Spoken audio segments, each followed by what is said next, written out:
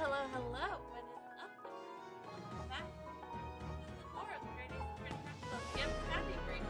So, as you saw, yes, we are I am playing today. So the plan is, oh my gosh, sorry about this. Okay, so, as you see, the plan tonight is to finish the episode, to do the other 4 episodes of the episode. But tonight at 9:30 p.m. tonight, I am going to be in a Faceook collab with Dark NASA and Guild Tapa. I don't know if I'm right. You've seen them both on my year before when I did that Gartic collab. So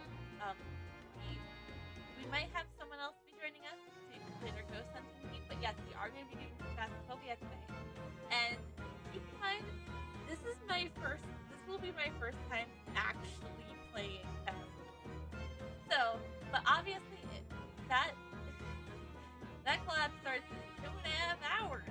So if I finish the Escapades before that 2.5 hour mark, I will be taking a break and then I'm not gonna end the stream or anything, but I am going to just take a little art break and maybe do like little chippies for both of them for our current collab partners tonight. And then if we have time, maybe anyone else, maybe somebody else might be joining. So, but for now, Alexa, tell us an interesting fact.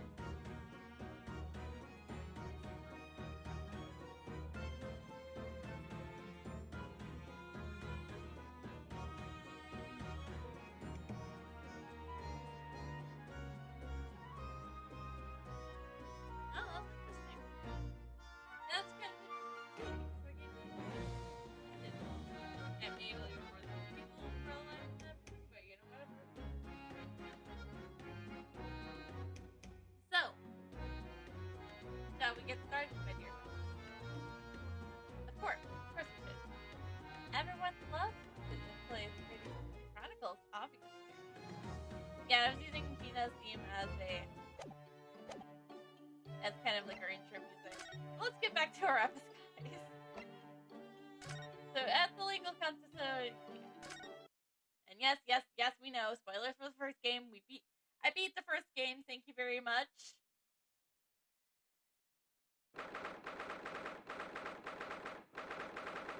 March 5th. Editor's legal consultancy. Hello? I'm back! Oh, hello, Mr. Nadado. Did you have a good outing? Hi, Reno! What's the matter? Your eyes are as big as dinner plates. I thought that's just natural for Renosuke.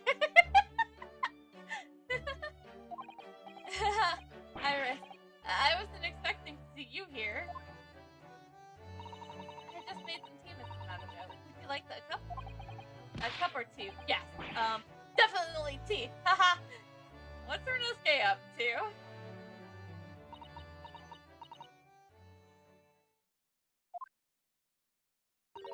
Alright, Rono. What's going on? You're acting extremely strangely. What? Me? No. Not at all. This is how Renosuke normally acts. Like a dumb, big doofus. But he's a lovable, big, dumb doofus. I'm as normal as can be. Normal T self. See? Ha ha ha ha ha ha ha ha. Not again, Mr. Nadado. Ha! Sorry. Not what again? What do you mean, Susie? Whenever he goes out on his own lately, he always seems to come back with a peculiar new purchase. Peculiar? What's peculiar about the things I bought? You seem to think that anything British is the curious simply must have. You keep buying these items of bric-a-brac, even though you don't know what they are. Well, those are rather a lot of bric-a-brac shops and pawnbrokeries around here. Just whenever I've been to Lord Strongheart's to give my weekly report, I'm always so nervous beforehand. On the way home, I just found myself in those shops and... Yes, alright, I can't deny it! I bought something! You're right, you can't deny it, because your eyes are whiter than ever. You really ought to put a warning sign about them. The bigger they are, they're bigger than some potholes around here. It's hard to resist things at the bric-a-brac shop. It's also cheap! Mr. Schultz is giving me lots of useful advice about how to pick out the real bargains. You must remember, Rena, that Hurley likes to have fun with you. Take his advice with a bit of... Remember last time with the 5-orange fips. Well, that's true. That's the thing he told me. That thing he told me was a pot stand wasn't a pot stand at all.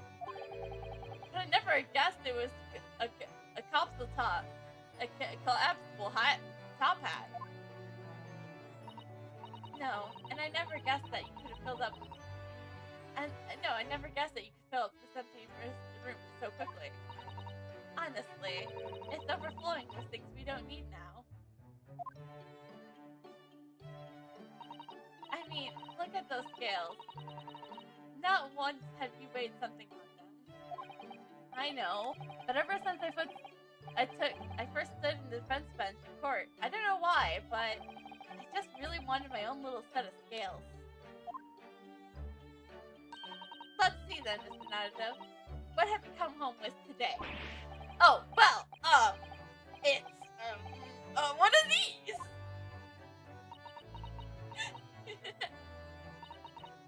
What is it?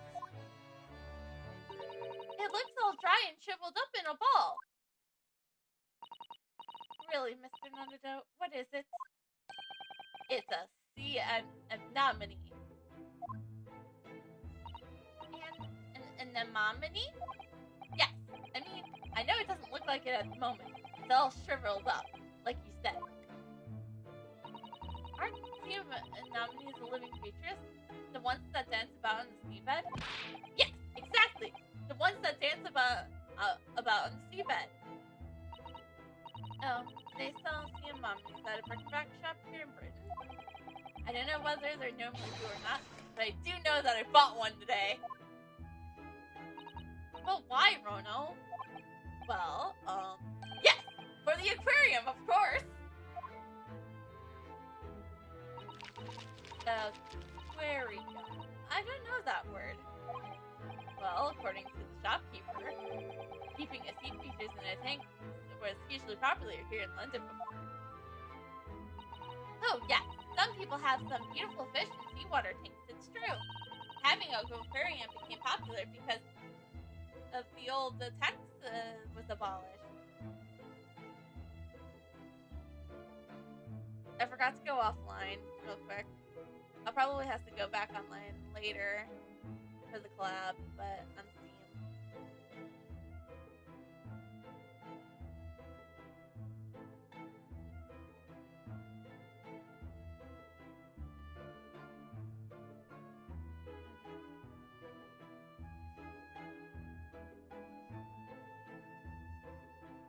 I was about to say, please don't.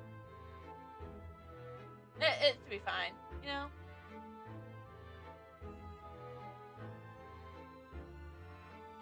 It should be fine, right?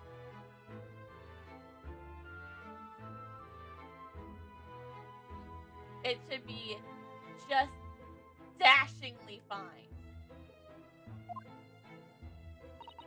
There it is again. Rearing its ugly head, subject of taxation. That was literally just the last one. It was a real craze for a while. Everyone in London had one. For a while? Yeah, it didn't last long. People's enthusiasm wanted to soon worn. It was far much to change to work to be changing the seawater regular in a city like London. Never a truer word said, I'm sure. You think people might have realized that from the start. Really, wouldn't you? Anyways, that's long before I was born. So now everyone everyone jokes that there's an unloved aquarium covered in dust in every attic in the capital. It is true. There's one in this attic too. We live in the attic. But I told the man at the Barker shop about it. He had these words of wisdom. That's why this is the age of sea nominees. And it made a lot of sense to me. It made sense to you, did it? Renuska's a very simple creature. Renuska. Iris and Sato, are you guys forgetting that Rono is a very simple-minded person? He's a very simple boy. But Rono, this anemone is completely dried up. You just need to soak it in water overnight. It'll be as good as new. That's what the man said. I'm not sure that works the same way to try to walk on the seaweed, Mr. Namago. Once I save my money, I'm gonna buy some proms to get this little fellow company. Oh, how exciting! Your office will be teeming with life. Will it really? Britain's a funny country, though. I mean, a sea anemone craze? Well, they say people in glass houses are about comments like that. Here, Mr. Nadado.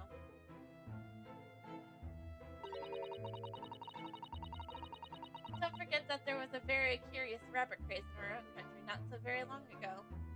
A mortifying chapter that people will try to erase from history books 100 years from now, I'm sure. By the way, I am totally looking up if a rabbit tax happened in London. I mean in Japan.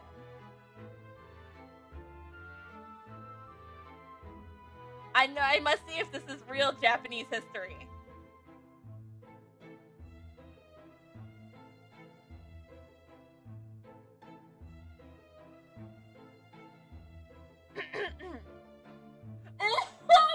Oh, we're getting closer! Okay. I learned that these extreme Tokyo's governors prohibited rabbit auctions in early 1873, but his jurisdiction did not extend to the city's foreign merchants, who were able to organize their own auctions. Pondering how to arrest the ongoing speculations, he later introduced a rabbit tax of 1 yen a month. Ooh. So, the rabbit tax is actual Japanese history. Now I have to know. I have to know about the air tax thing. It was France, right?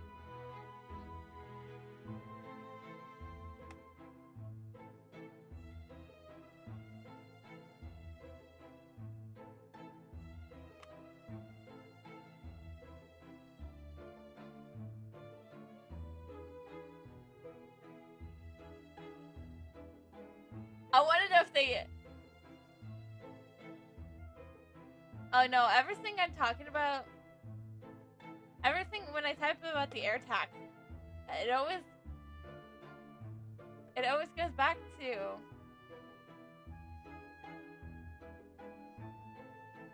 It always goes back to airports. So, we'll know the airport. We know the bunny tax it was a real thing. Have you heard of the Warren cases? Wardy what? No, I have definitely never heard of them.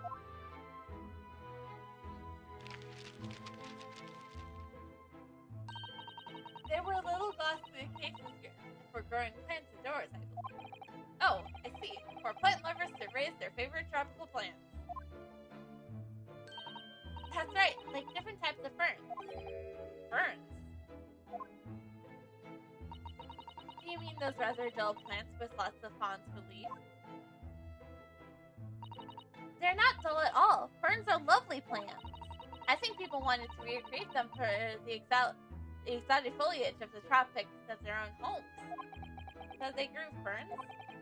I mean, ferns, sea anemones. Londoners certainly have a knack for the obscured.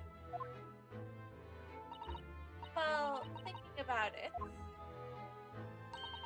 My grandfather loved the moss on his bonsai. He looked after it better than the trees. It seems like more obscure things, the more it interests people. Maybe. Anyways, the worrying craze didn't last very long. Now, most of those little glass cases are just gathering dust, I think. But haven't I seen one of those in your rooms, Iris? Oh, very observant of you, Susie. Yes, that's right.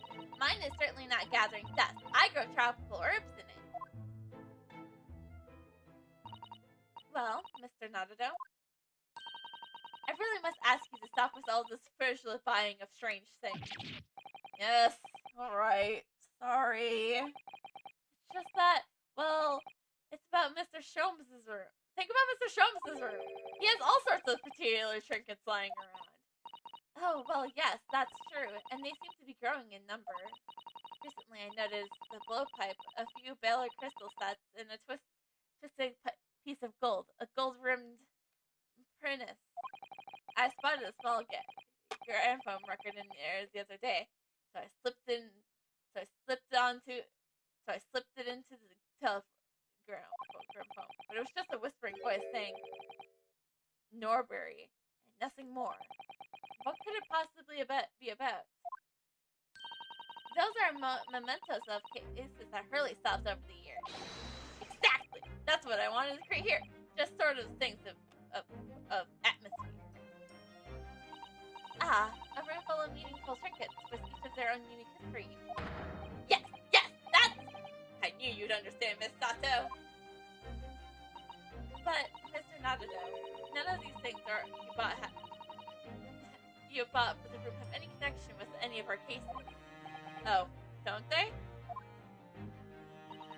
Well, for example, take that splendid, but rather a well-beaten-up top hat. Wasn't it used as evidence? That wasn't used as evidence of a cases we worked on, was it? But remember, Mr. Foss wore a pretty weird, fucked up hat. So, it's a remembrance of one of the witnesses. Oh, so you have two top hats that you can count as collapsible of one as well? No, the collapsible one is the pot stand, as far as I'm concerned anyway.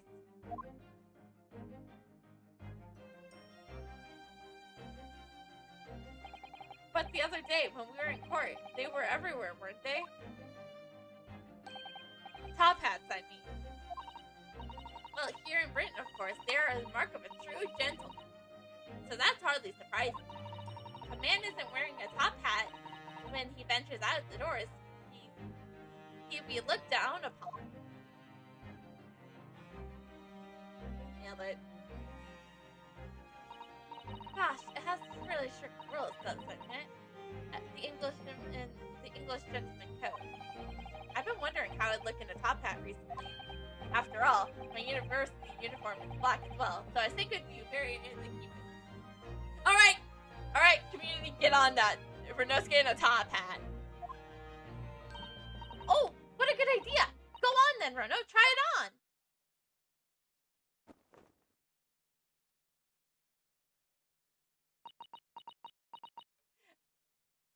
Alright guys, I want fan art of this.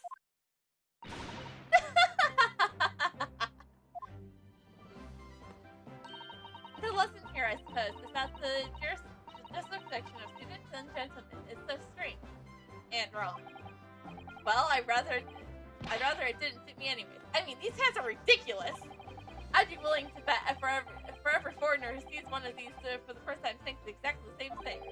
Why is that man wearing a chimney on his head? People in glass houses, remember, Rono. What do you mean? Well, what about Japanese commoners or top-knot? Those haircuts are the heights of ridiculous. Ugh, true. At least you can take a hat off. Once you have a turban, it's drawn off your head for good.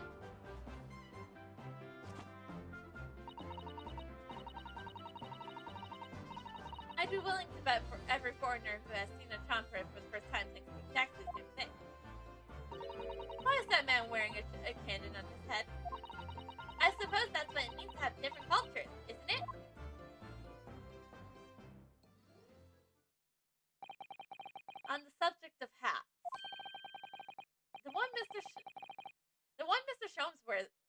always wears is very strange, don't you think? I beg your pardon, Mr. Nadado? What a thing to say! That's a hat! That hat is the very essence of Mr. Show! Yes, that is Deerstalker, the great detective, would be unrecognizable. I mean, I recognize him every time he's on his, hat. It's called a Deerstalker? That's a surprising swanky name. The hat of a hunter, just like the flat cap. The flat cap.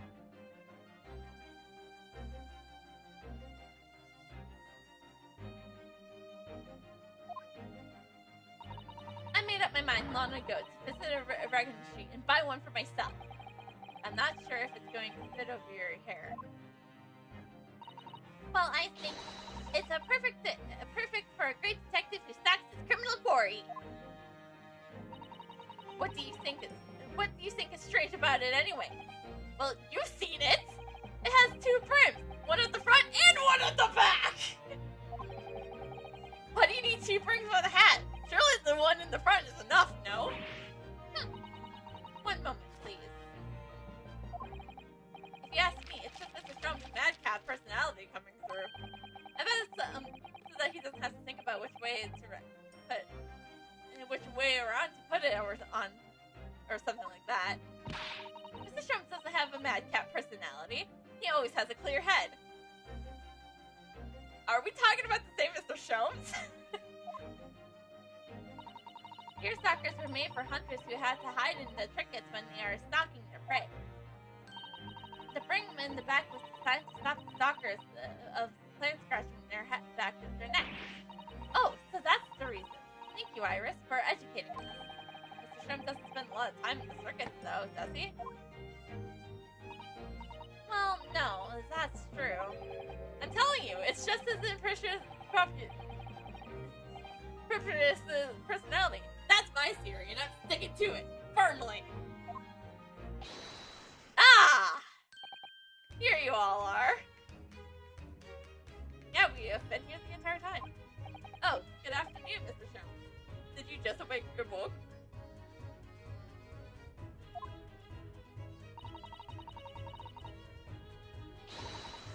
Not long made some tea, Mr. Sherman. Would you like a cup? I see I've come at a good time, Miss. Thank you. Now, I have something I should like you all to see. I've designed it myself. A brand new, great detective hat. What the?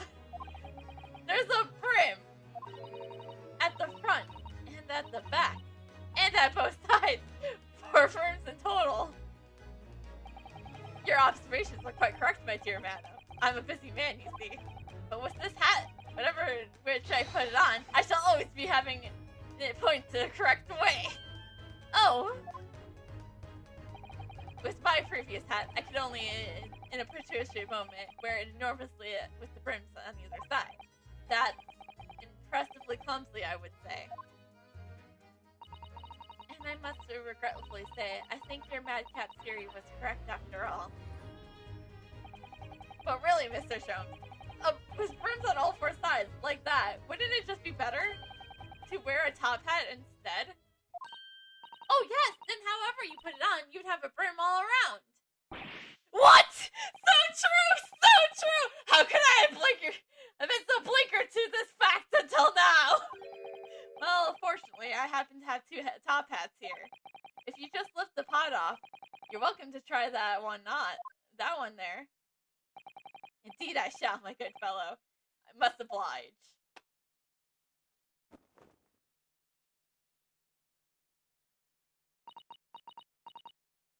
I'm gonna say, alright guys, we need fan art of this too. Sholmes in a top hat. Can I request a drawing of Mr. Sholmes and Renosuke wearing top hats, acting ridiculous, just acting like over the top English gentlemen. Can I get a drawing of that, please? I might commission it. Oh dear, Hurley, it looks terrible. More terrible than I could imagine. Oh, that's not good. Maybe it's because of your long face. Paired with that tall very nice, Mr. Sholmes. Even if it will have the whole world in fits of laughter. Ah! I should have never meddled with it. Give me a deerstalker forevermore. And give me my regulation university hat forevermore. There's still hope that you'll graduate one day, Mr. Nadado. Don't give up. Then I will not wear hats for the day I graduate.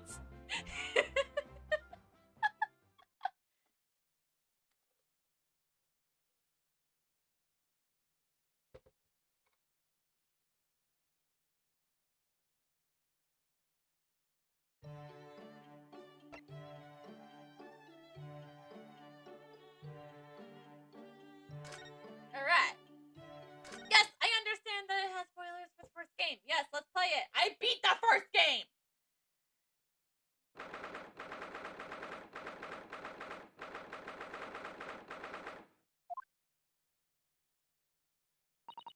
So, Mr. Natsim,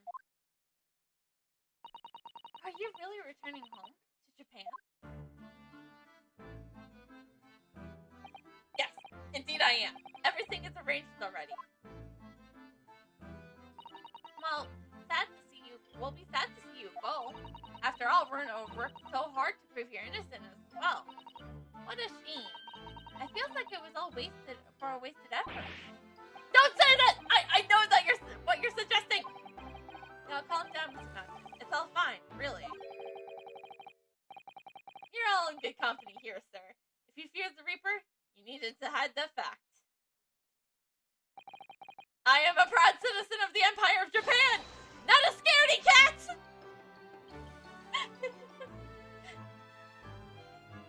But are you a cat?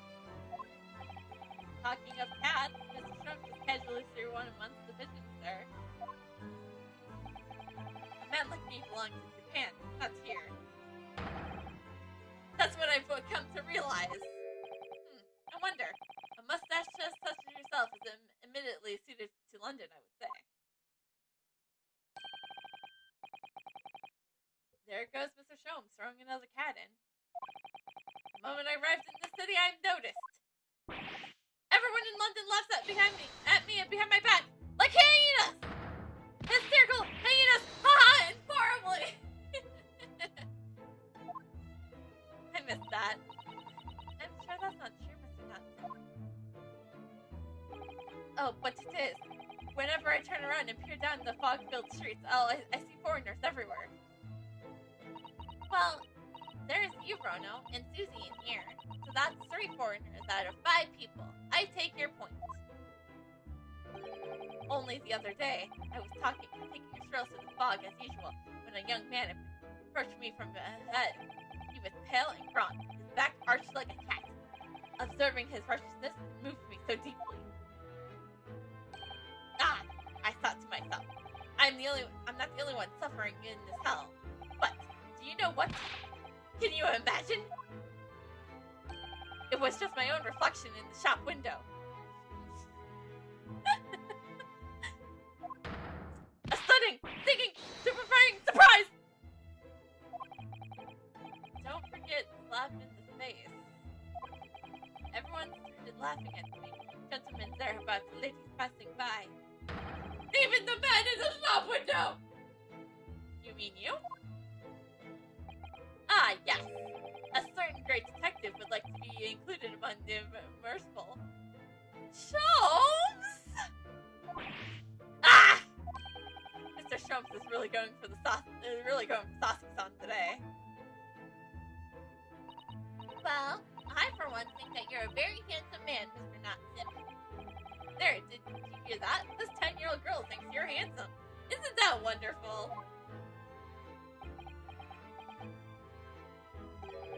It makes me feel suspiciously warm inside. He looks genuinely delighted. The point is, we Japanese are humble and most modest. Studying on foreign soil surrounded by foreign people. How could anyone possibly enjoy that? No one could. It's impossible. If you're genuine Japanese. If you say so. Actually, Actually, it would appear that there is someone. A Japanese man who studied in a foreign country and seems to thrive on the experience. There is. Ooh, we gonna get more Japanese history?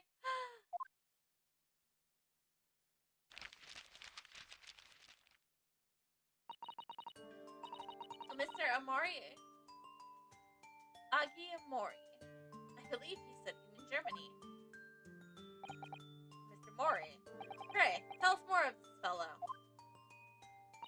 Well, today he's a very successful author in Japan. Oh, I've heard of him.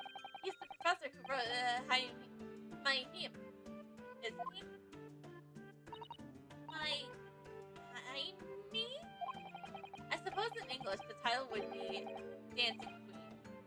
Dancing Queen, young and sweet, only sunny 17.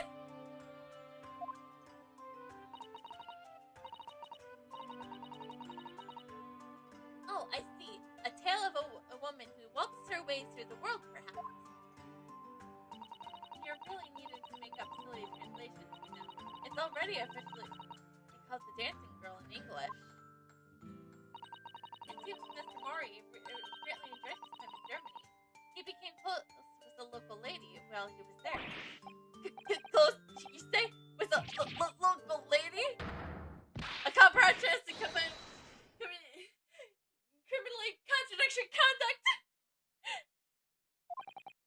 Well, I suppose your experience of studying abroad depends to a large extent on your character.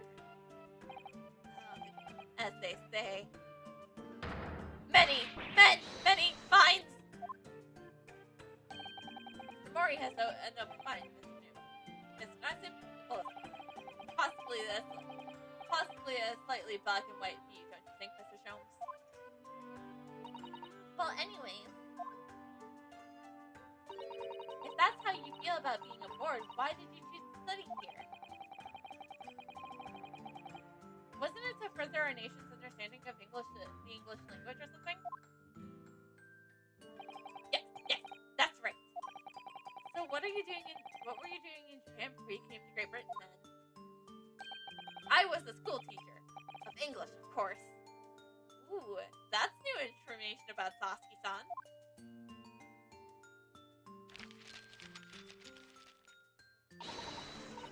A bit curious, perhaps, but I managed to discover some information about Miss Natsu's teaching days. That's just a little outside the field of law, isn't it, Miss Hato? Well, let me pose you a question, Mr. Nanado. If you had to translate English the phrase "I love you" into Japanese, what would become? That's easy. Astrator or Sosuke Dose. Wrong. According to Mr. Natsun's teaching, at least. What? Would you like to explain, Mr. Natsun? Yes, of course. Your research was very thorough. I always used to tell my students that we Japanese don't express ourselves that way. Rather, we might say, Tasuku ga kiri desu ne. My dear Natsun, I must interject.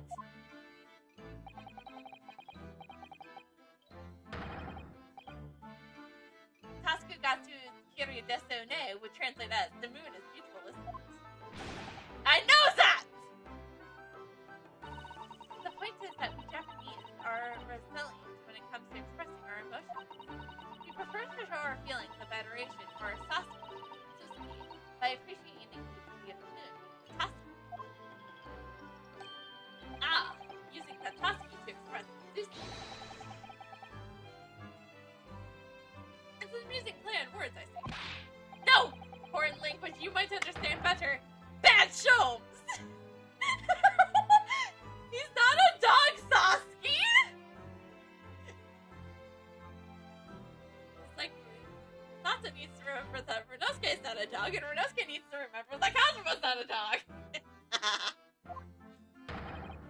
It's not a play on words. It's subtle. It's humble. It's pleasing. It's beautiful. It's art! Isn't it just being shy? My dear fellow, the foreign dancing girl will forever be out of your reach with such attitude. Ugh. Imagine how great the great Mr. Mori would have. He wouldn't win the lady's heart in a flash with a well-placed on her stern. I love you. Ah! That's smooth, Mr. Nori. I am destined to live in his shadow forever. What sort of man is he in the imagination of yours? The fact is, I just can't settle in this funky London town with all its foreign inhabitants. I lost count of the number of different lodgings I tried to find myself in before here. As it happened, I even lived on Baker Street at one time. No, really? A shoe scholar who lives near there, a name by William James Craig. His knowledge of the soil was unsurpassed. He's been a great inspiration to me over the... Forgive the interruption, but I'm supposed to be familiar with this so you speak of? It's Shakespeare, of course. Shakespeare! But in Japanese, we write it as sa and so. It's a phonemic representation of kanji letters, so in English, it is English. In America, is Americuka. Come to think of it, we just use the same characters as three and in one word and Russo in another. Talk about confusing. So Shakespeare is saso in Japanese. Presumably the sa is a brutal attempt at the first sha, in which case, where's the fear? I never thought of that. We only have the O left. Which could, even the most careful interpretation, be as brutal attempt at old man.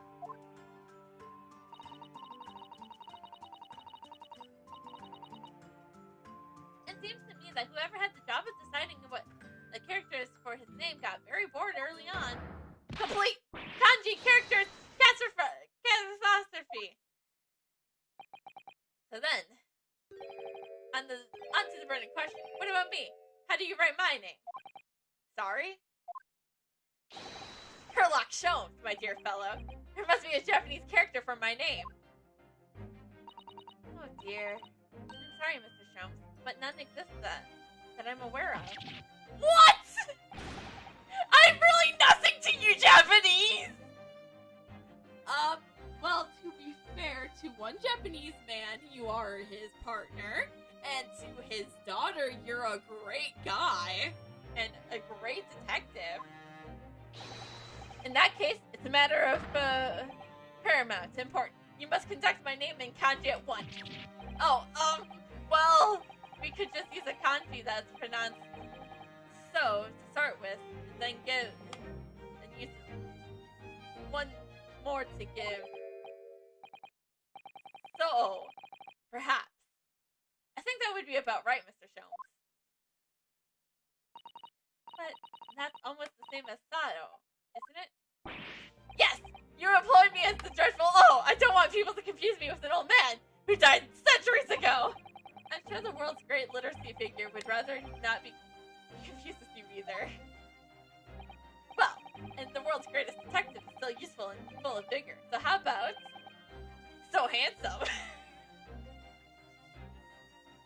I don't think handsome is a kanji character, Sholmes. Just gonna go on a limb there.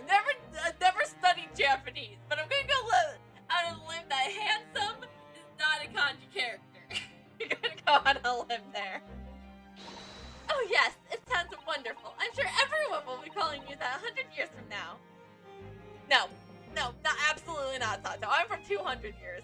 Actually, I am actually from like 100 years because I was born like the 20th century. How could you say that with the straight face? What about me then, Iris? Perhaps Ahim, since the second character doesn't have to seem to matter. Ahim. Oh yes, Princess of Love. That's an adorable name for you, Iris. Stop, police! With a name like that, Mr. Mori is like to turn up at any moment and rashly declare, I love you! Mr. Mori's son has become quite a character in Sasuke-san's mind. And to you, Mr. Notted. My time adventure, Kurobozo, as a fitting name for you, as the Dark Monk. Oh, that's very good. It describes you perfectly, Rono. So you think I'll be wearing this black varsity uniform for the rest of my days, do you? But Mr. Naruto has already a Japanese name. I don't believe he needs another. Well, anyways, we are talking about your life here in London, aren't we, Mr. Natsume? You should just get out there and have fun. The landlady has said much to me. Has much to me too, Miss Gabrielle. Yes, but it wasn't fun at all. It was frightful. Whatever do you mean? A cycle incident! An incident? On a bicycle? Oh yes, come to think of it.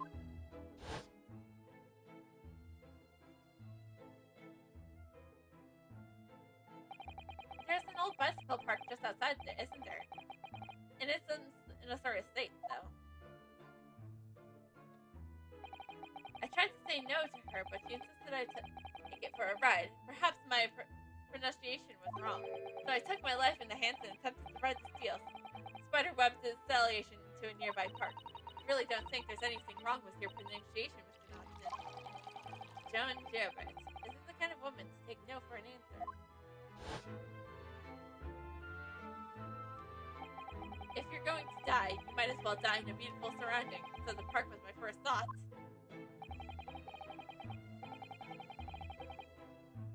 After a whole day of dicing with dust, I emerged with only relatively minor bruises. So, you got the knack of it? Don't be silly. Dying isn't something you can learn to do. I think we meant riding a bike. Mr. Natsume, you keep talking about icing with death and dying and so forth, but riding a bicycle is supposed to be fun. Oh no, that's just what people tell you, but it's an old wives' tale. Objection! I'll leave my 5 pennies on the door on my way out. I'll go pay my 5 pennies to Lord Stormheart later. Is it? I mean, that's considered the real name of the vehicle. It's not called a dicycle for nothing. How can anyone expect to use such an aptly named vehicle for it to move forward beyond speed? Pedal, power, promises pain! I didn't think it was possible to get worse with practice. I'm lucky to be alive! Although, I must say, after looking Tess in the eye for a whole week, I did manage to mount the steed reliably. And notwithstanding a few wobbles, I could make it the progress in the forward direction. What a triumph! Deduction's much the same. When first presented with a problem, the mental extortionation to solve it leads only to bitter disappointment. But after a week of picking one's way carefully along the path of reasoning and thought, one begins to see results. So, is that why all of your off-the-cuff deductions always seem half-baked? What a wonderful insight into your extraordinary mind, Mr. Jones. Unfortunately, after wobbling down the street, I noticed that there was little stones everywhere. Death traps. Not that way, I said to myself. But the vehicle wouldn't listen. It wobbled me on and down the street. So of course, I hit one of the deadly stones and the crazy colt threw me. It's just my luck. Bicycles are the pommel of my pitiful life. I wish I could disagree. On the same subject, I'm sure there's a famous American author who's written about having a similar experience. Oh yes, I read the essay too, Iris. Some of us are better reading. Some of us are better read than others. Well, no more bicycles for me. Oh, Mr. Natsume, at least you have the interest of interesting anecdotes to take back to you, Japan, if nothing else. You always manage to pull a positive spin on things, don't you, Misato? Personally, I haven't mounted a bicycle for some time. No, me neither. That's good. How about a jaunt? Shall we all ride out together? Huh? Mr. Sholmes! That sounds great. I'll perch behind Miss Otto. But the sun is going down. It will be pitch black before long. London street lamps are very bright, you know. And the fog isn't too thick today. And my beloved ride is all bent out of shape. My dear fellow, if you're about to topple a vehicle, anyways, it's fitting already. It's bent out of shape. It's settled then. Come along, Mr. Natson. Shall we go?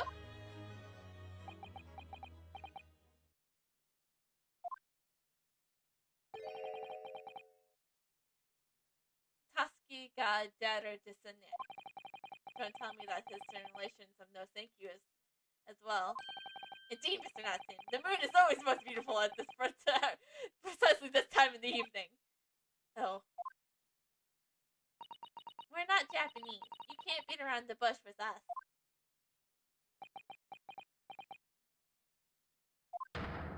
What a weird and wonderful world!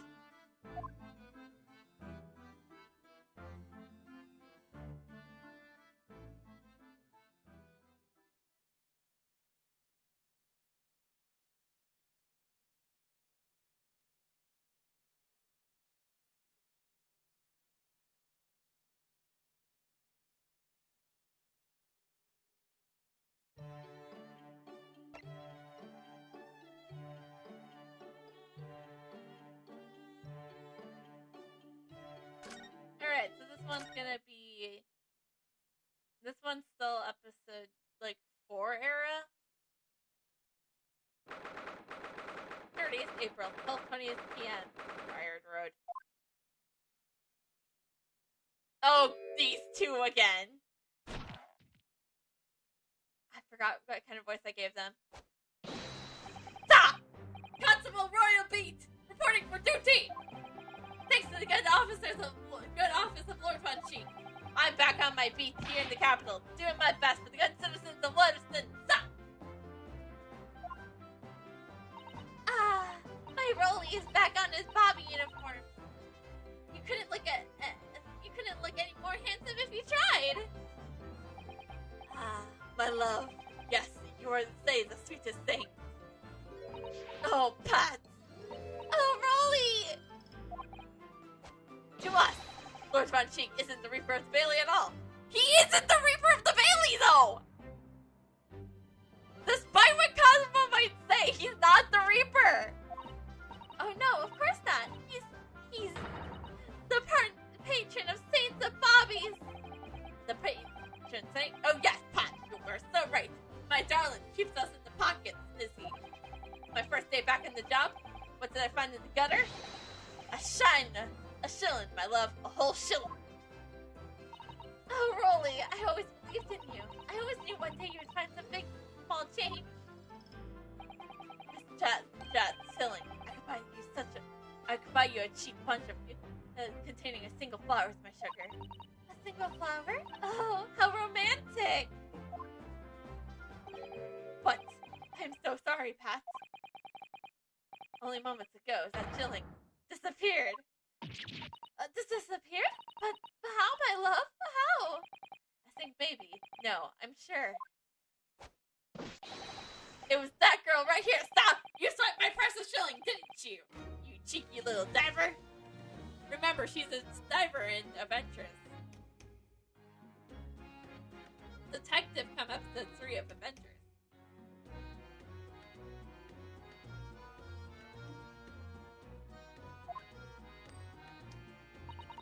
Blimey. It took you some time to get around to me, did ya? I thought that lovey-dovey stuff weren't ever gonna end. Yeah, same here, Gina. I'm sick of it. So, Shineling, you say? Lifted from ya, words? Don't know nothing about it. Where's the evidence, eh? Right here! There's evidence in the dancing around in the back of your hand, young lady. You stole it from me. You lifted it from my pocket just now. You got nerve stealing it from a Bobby. mine. How'd you know? How could you have known, anyways? How could you have known if it's just taken just now or not? Dear me, you don't get it, do you? We hardly got a penny to our name. That coin felt as heavy as me as a bar of gold. Eh? I'm telling you, the moment I lifted my pocket, I knew something. I felt myself get a good pound lighter. Gah! Yup, that coin's got my blood, sweat, and tears all over it.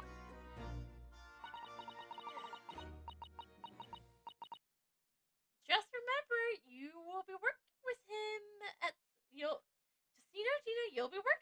be technically working at the same place with him since he's a Bobby and you're gonna be a detective. What's the matter with ya, Mr. Otto? Huh? Me? Sorry? When the lady's trouble, true gents is supposed to be there to help straight away, not an hour later. This isn't my fault. I haven't stolen anything. Oh, what about you, Sholmes? I thought you were supposed to be a great detective. Dear me, Miss Lottestrates. You took your time getting around to me, didn't you? I thought it was just a long dispute was never gonna end. You only said give us a minute when you spotted us. We spotted you over on the road and said hello. And that was 10 minutes ago, Ginny. You just been standing here listening to your quarrel with this Bobby.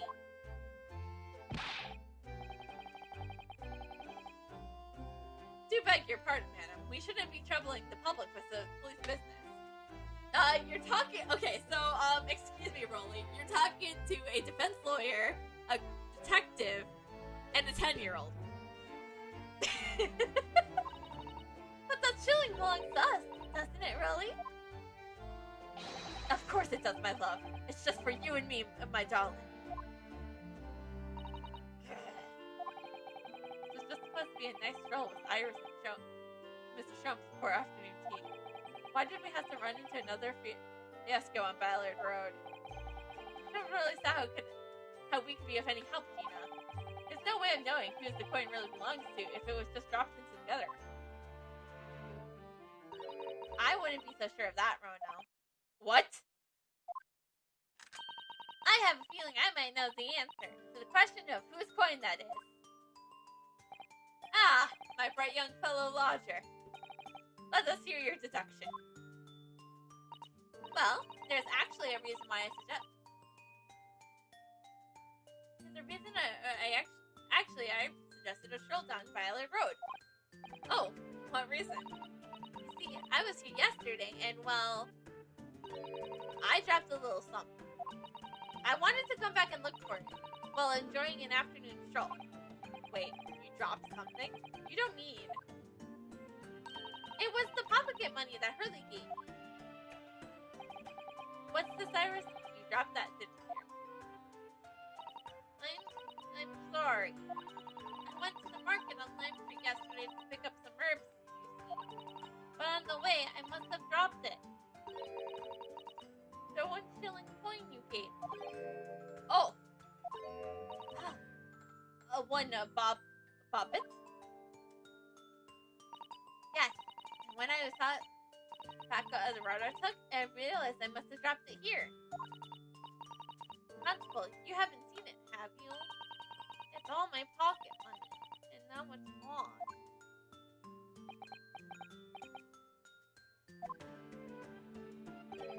Well, I'm afraid I don't know anything about that yet. What rotten luck dropping your money like that? Sorry. I dare say the constable and his companion would give you a run for your money with their white eyes. That's the same to you, Mr. Shumps. I think I'd prefer not to be used as the yardstick for looking guilty. Well, it's so tough, really, ain't it, Iris? You dropped it, so it ain't yours no more. Anyways, you know what they say, what goes around comes around. So don't feel so bad. Bad luck, Iris. Doesn't look like you're gonna get your coin back. I can't believe I lost it. And straight after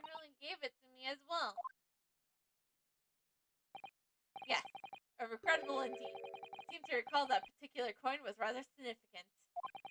What do you mean, significant?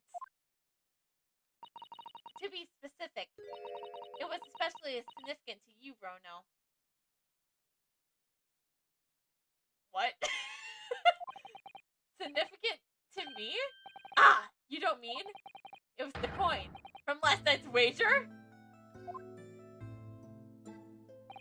The very same, my dear fellow. What's this then? What wager? It was a game of poker. A duel between Hurley and Rono. Poker? What's the tricky card game you mean? As a lawyer, I have the perfect poker face. You'll never be able to tell what I'm thinking, he said. But to find Mr. Nanado, his entire fortune was even faster than finding a missing thoroughbred. Grrr! It was so infuriating! Revealing it now makes me grit my teeth. Sorry, Iris. I had every intention of paying you back the money I owed, but you'll have to wait, I'm afraid. Yes, I know. Don't worry. Next month is fine. Let me guess, Otto. Your whole fortune. It was 1 whole shilling. My entire month spent it. And I lost all of it. As I handed it over to Mr. Shrums, I gritted my teeth so hard my gums started to bleed. Please, Ronald, don't exaggerate. That's a horrible image. What about a lawyer who borrows money from a 10-year-old girl? Now that's a horrible image. Why do I feel like my reputation with this couple has just fallen to the floor? Oh, don't worry, we'll never see him again. There's a few more things invigorating than taking a man for all he's worth. Don't be pleased with yourself, Hurley. It's not as Rono ever had the chance of winning. Wait, what? What do you mean by that? Well, using that special ink I developed, anyone could. Thank you, Iris, that will do. I'm sure this conversation is proving very dull for everyone. What's done is done. The game is over now. There's no point of crying over spilt milk. Special ink, you say? Oh, well, sounds like the sort of risky business that's right up my alley. Oh, Rolly, I love your dauntless spirit. You laugh in the face of danger.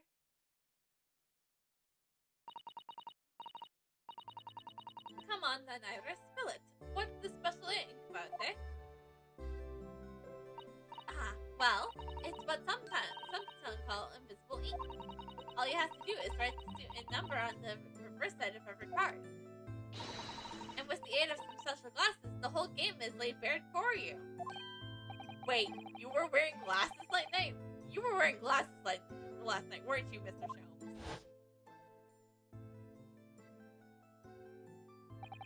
You said something along the lines of, my eyesight appears to have suddenly worsened. That moment you failed to question that as odd was the moment I knew I had won the game. Mind games, was it? Trying to throw me off with your eccentric ways.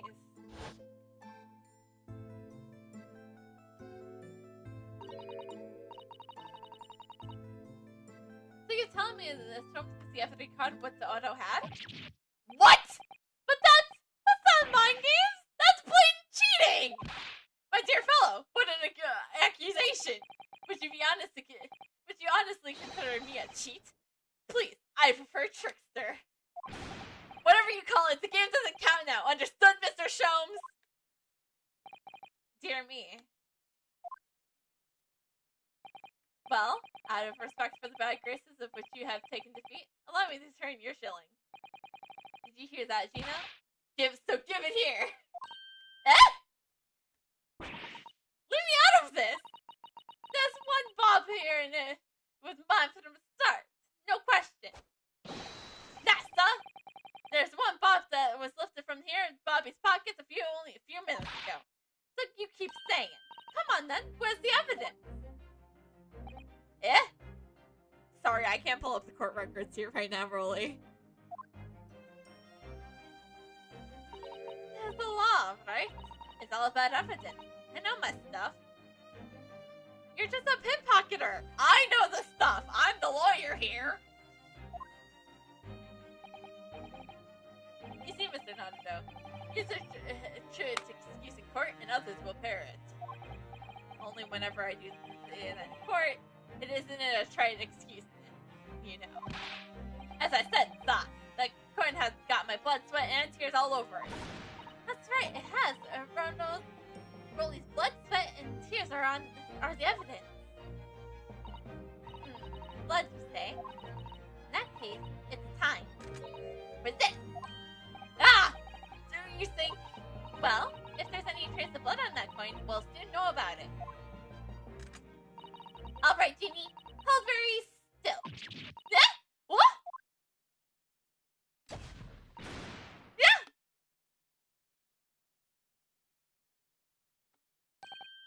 Look at that. See on the coin? It's clearly changed color. In other words, there's blood on this coin. Once again, as I said, that would be my blood, sweat, and tears. Ooh, wait.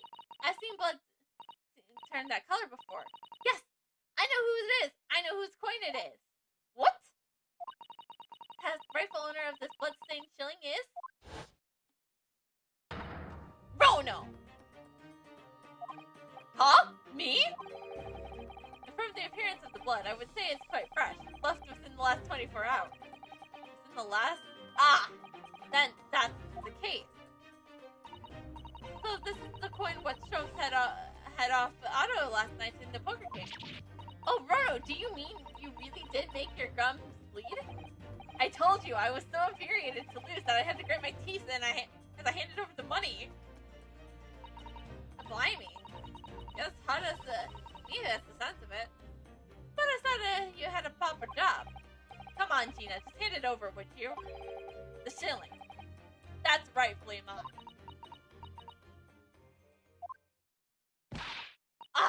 Fine, alright then. Stop your bleeding stare. Yay! I finally have it back. It's like a dream come true. Tisk! And I nearly had that one in the bag and all. That's wonderful news, Rono. I'm so happy for you. Now then, as you promised. I'd like my money back, please. The shilling I lent you before. Ah! You did say that you'd pay it back out after this month's pocket money, didn't you? Oh, yes. Well then, I suppose. My dear fellow, do you be kind to your gums? Looks like that shilling is always destined to be taken from you, sir. For some reason, the phrase serves me right is floating around in my head. So, Iris, as promised, here is the shilling I owe you. Oh, you're repaying me already? Well, thank you. Next one would have been fine, though. What's all about that, anyways? What are you lending out of money for? Yes. Well, actually, it's because I went to the Lime Street yesterday. It's because I went to Lime Street Market yesterday to buy herbs for Rono. Herbs? For Otto? Yes. The team Masato left behind his top quality Gagora tea. It's just so bitter. So when I suggested mixing it with some herbs to make it more palatable, I asked her to buy me some. That's right. We made a special Japanese herbal tea with the leftover gatsugaro. I'm gonna call it Susie's Special Blend. I do hope you all try it. The extruding bitterness clings to the throat. If you can persuade the bright tea, the green plop in the leaves of cup. Why, sounds quite delicious. Yeah, right.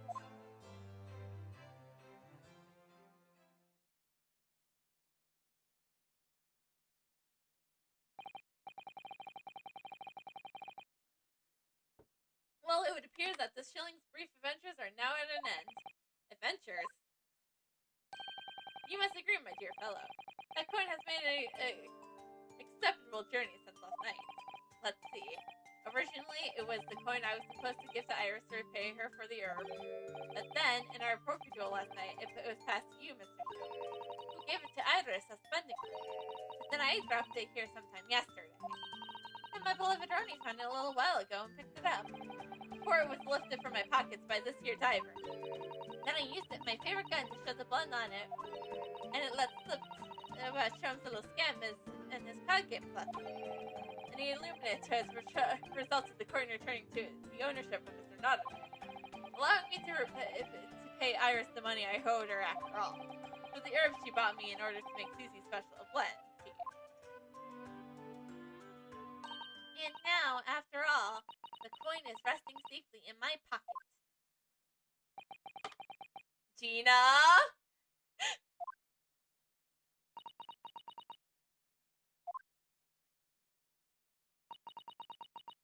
Gina? Yeah, you're right. That was an adventure. But what are we supposed to take away from it, eh? At this just 1 shilling coin belongs to Iris and Iris alone, I think. I can't fault your observations, Mr. Nadado. Well, you know what they say. What goes around, comes around. Why do I get the feeling that Iris knew it was coming around to her from the very beginning? Priceless, they may say. Well then, my dear fellow, how about this evening we endued in some bitter tea and bitter rematch? I'll even allow you to take the coming month's spending money in advance. I fold.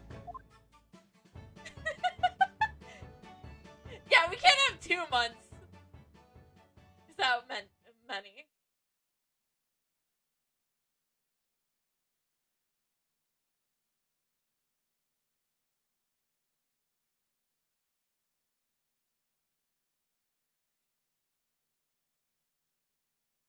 So we have 1 more left. In the Bailey. And yes, it's the first episode, first game. We finished the first game. Maybe we should have played these in Date Unknown. The old Bailey. I love Date Unknown.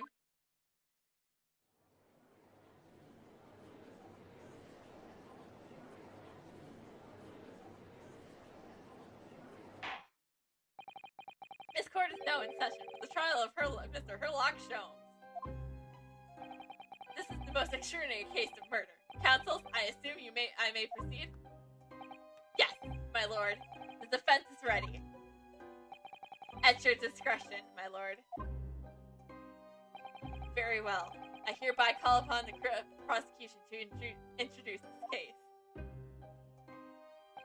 The incident in question took place 2 days ago, late at night, when the ground was blanketed with snow. The location of the incident was the residence of the accused, Mr. Herlock Sholmes. Indeed.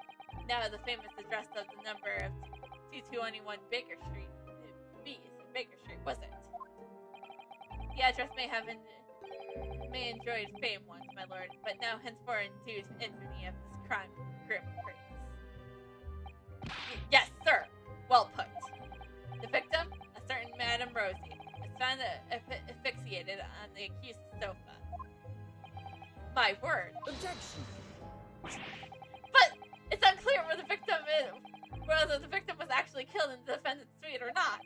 After all, when Mr. Sholmes left the room for a brief moment, Madame Rosie was somehow vanished herself out of his room completely. Vanished herself, counsel? The victim. Quite true, my lord. There's about one adjoining door between my drawing room and the kitchen. Yet, having brewed some tea in the kitchen, I returned to find the room completely empty. There was nobody else present. Ordinarily, my fellow lodger Iris would have been home.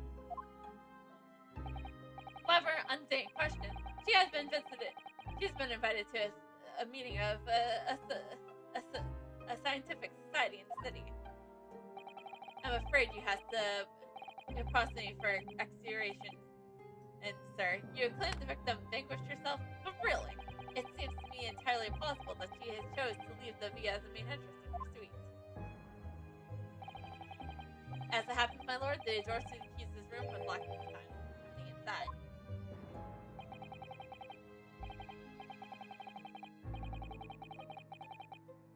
Very true, Inspector. As such, I can say with considerable certainty that the victim did not leave via my front door. But what about, aha! Yes! She could have stuck through the window! Objection! The windows in the room were not locked. It's true. The victim had the opportunity. However, there was no all around the building outside. Not a patch of it has been disturbed. Would my learned friend care to explain how the victim could have left without leaving a trail? So the victim, Madame Rosie, somehow vanished from the scene before she was killed. I'm gonna assume this Madame Rosie is not an actual person. Ah! Naturally, I was alarmed by the sudden disappearance of my guest. So I summoned this gentleman who resides in the attic above my very own, and we took a cab to Scotland Yard. I can confirm the defendant called for me, and I saw his tweet on my way downstairs. And yes, I'm quite sure it was empty, just as Mr. Sholmes has said. When we reached the yard, this very detective happened to be there. Ah, well, yes, you see. Yes, you see, I was just in my office for a while, have gotten back from some important business. Some Reaper business, Gregson? Some Reaper? Gregson?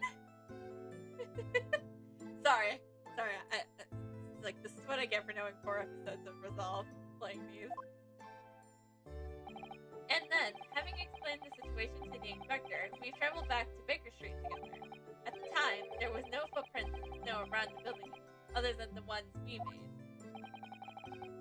Do I take it then, Counsel, you personally witnessed the scene where the incident took place? No, my lord. I went straight up to bed in my own room in the attic. Inspector Gregson, however, was the most blood-curdling sight. On Mr. Sholmes' sofa, the vanished Madame Rosie, motionless. So the victim was already dead when you discovered her, Inspector.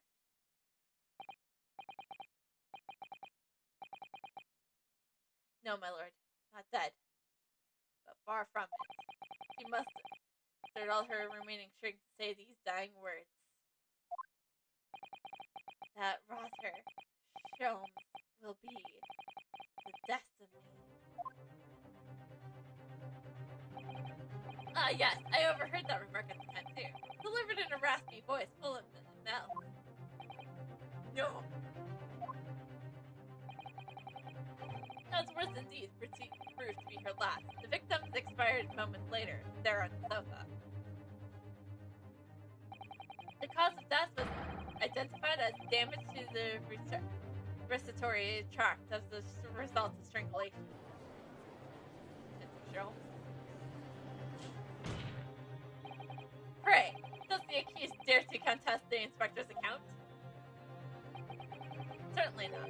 In fact, the inspector has done an unusually fine job summarizing the salient points. Sholmes will be the death of me. Damning departing words indeed. In her final moments, the victim named her killer. You, Mr. Herlock Sholmes. Objection! But the defendant had no reason to take the victim's life. Perhaps you could tell the court, Mr. Sholmes, who exactly this Madame Rosie was. Ah, yes, of course. Did I never mention her to you? I extended an invitation to her that evening, though she loquidates in the extreme. The most trivial of matters quickly became a quarrel. I was only too pleased to leave her presence to make tea. Great. It would appear then that the accused did in fact have a motive of silencing his erraticus guest. Objection! Putting that tenuous motive aside, what about the other mysteries surrounding the case? I incline to agree with the defense. There remains a number of unusual details. The victim alleged disappearance subsequent to reappearing, leaving no trail of footprints, for example. That's right. The crime described as prostitution could never never have happened. Yet the victim named the accused in her dying breath. It seems to me that my learned friend has overlooked a significant detail here. Nonsense! What have I overlooked? The man in the dock, the so-called great detective, all too frequently makes the following bold claim. There is no crime beyond the realms of possibility, no mystery beyond my powers of reasoning. Ah!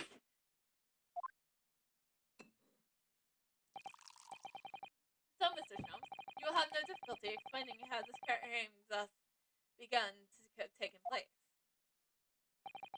Therefore, I propose a toast to the great detective upholding his name. But of course, where I put my mind to the matter, the crime would immediately appear all too present, to be entirely feasible. Please, Mr. Sholmes, whose side are you on? All you need to say is no, I can't even think of a way that the crime like that could have been committed. Let the accused administrative note be noted by the court. Though the crime may appear impossible to us mortals and of inferior mental capacity, this man alone claims to know exactly how it was done. Hold it! Now hold on! There's a very fragile argument. Thank you, counsel. I believe I heard more than enough to proceed with my accusation. The accused great detective did, some discreditable manner, willfully murdered the victim, Madame Rosie. I therefore find the defendant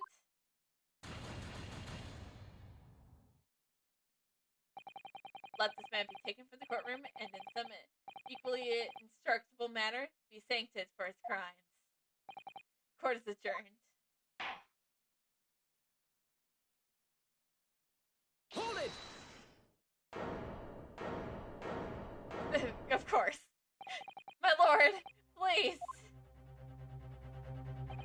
The truth about the mystery surrounding this case are all known besides the great detective. What's this? Pardon my words, Mr. Naruto. You're coming along wonderfully. You have dusted a fundamental truth about this case, I believe. Which would be a detective. Which would be detective. That truth in this case is known. Only to the true culprit, obviously.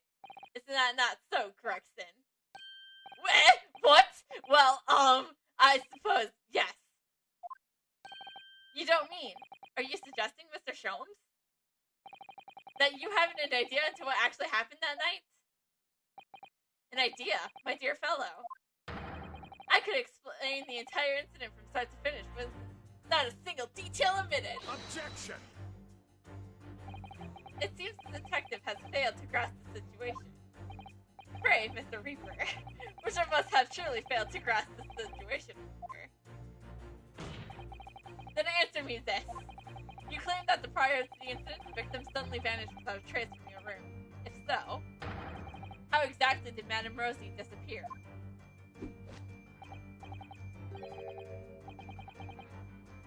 Why, naturally, via the window. It's just ajar after all. But that can't be. The room is a whole story above the street level, and anyways, no prints were found in the snow. There are any number of ways that one could avoid leaving tracks in the snow, surely. Such as one, for instance. A Faceook note. And where do you propose the victim flew, Mr. Sholmes? This is not entirely plain. The culprit abode, of course. For having left my feet, that's clearly where Madame Rosie was murdered. Take a moment to consider the cruel irony, if you will. By her own volition, she threw directly to her death. Objection!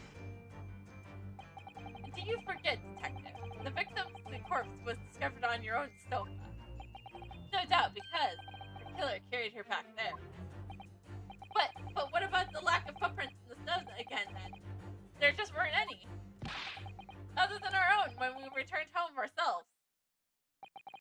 But our footprints. Are you referring to your own and mine? You're quite right, but there was another. Those of another. On the night in question, there was only one other person who could have conveyed the victim to my sofa. What? Good gracious! To whom do you refer, sir?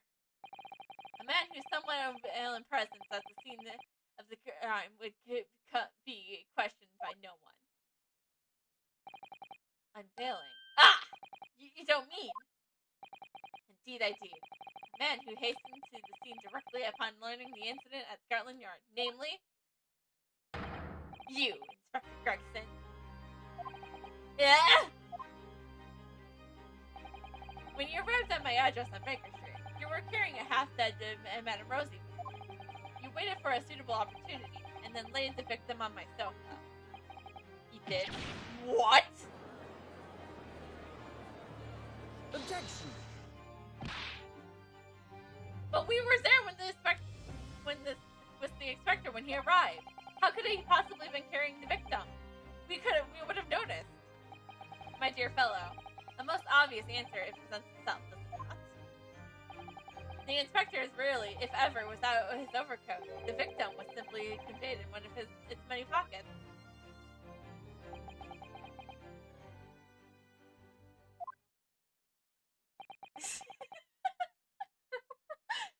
Who is Madame Rosie? I fail to see what makes this detective great. But I can't say one thing with great certainty. A human body cannot fit into a pocket of an overcoat.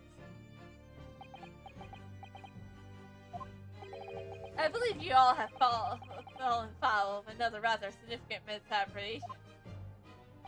What? Madame Rosie was not a human. What? Then why are we on trial here? I beg your pardon. Mr. Sholmes? Yes, Mr. Natado? Something troubles you, perhaps. Whatever gives you that idea. Exactly what sort of creature was Madame Rosie? Is it not apparent already? A parakeet, of course. Huh? A most solid concept specimen, in fact. A parakeet. He was an instant talker, I must say. Her manners was quite tolerable at times. Won't turn every conversation into a quarrel. I saw it strangled the creature on more than one occasion. You had a quarrel with a parakeet. But of course, why else would she have chosen to fly out of my window uncoordinately that evening? To avoid the inspector here beside me, no less. To Inspector Gregson's abode. But why? Because that was the parakeet's home, naturally. What are you? The inspector was called away from town for some days, so it was arranged that I took a look after the bird. But it would appear that she overcome with a sudden yearning for her keeper, thus prompting her flight to my comfortable suite to the inspector's office at Scotland Yard. Well, Gregson, I believe it's high time you explain. Give us your account of what happened that night. Sparing no details, of course. Inspector Gregson? It was an accident. I got back from being away that evening, just as I walked through the door to my office. I never imagined Madame Rosie would be on her way back to the yard as well.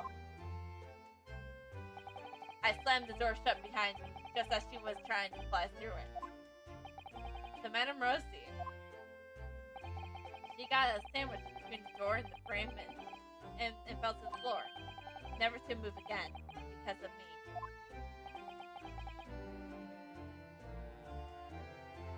I knew this trial would be stupid. Well, I never. I had to do something. Just when I was trying to think of a plan, you fellows arrived talking about some incident that break. Ah! I had to hide Madame Rosie in a hurry, so I stuffed her in my coat pocket and got in the cab with the pair of you.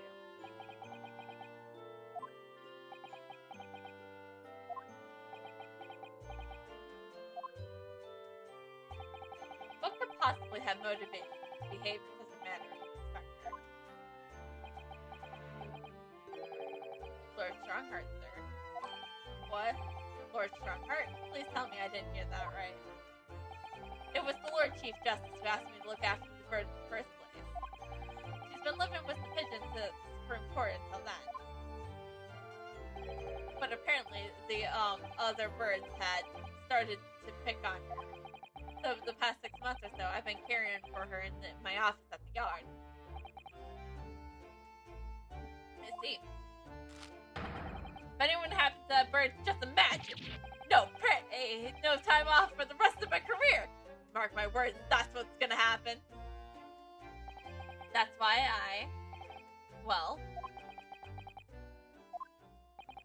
put the victim's dying words, Inspector. The court earlier that Rosie spoke of her assailant on the deathbed. That rotter, Sholmes, will be the death of me. Indeed she did. Quite uncalled for, wouldn't you agree? But those words are your true feelings, are they not, Inspector?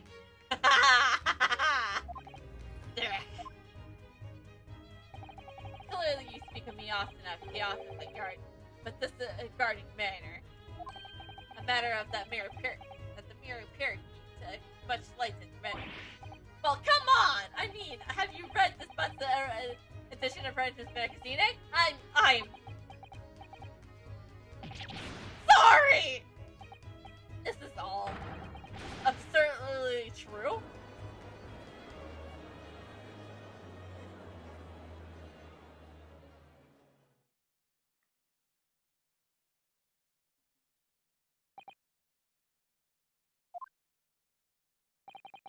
Something wrong, Lord Bunchie? No, nothing. I almost drifted off for a moment there. It's hard to not drift off when you've been kept waiting for 3 hours already. I wonder if Phil managed to meet Lord Strongheart at all today. He may have to deliver the report on the Windbank case as he asked for another day. Tell me, Inspector, what became of that bird? Madam Rosie. She had a narrow escape, but she's still alive. I delivered her back not long ago, actually, on Lord Strongheart's orders. He's hoping the pigeons will accept her now. It was something of a shock to hear that she's been crushed in the doorway of your office, especially as we were all under misapprehension that Miss Rosie was a person. Sorry about that. It was Lord Strongheart's demand that. Good. You're here.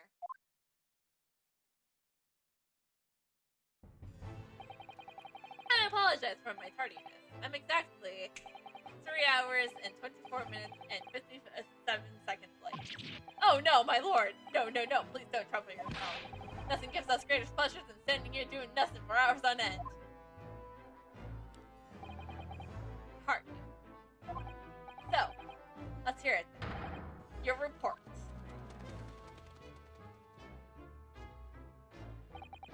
The Windbank trial is completed, but this is far from over. It seems that dark, far eastern lawyer and I have some shared destiny.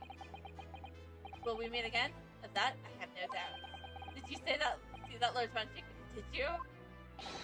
Madam Rosie was flying amongst the pigeons there. Happy as Larry she was. Really, Inspector, you must be relieved.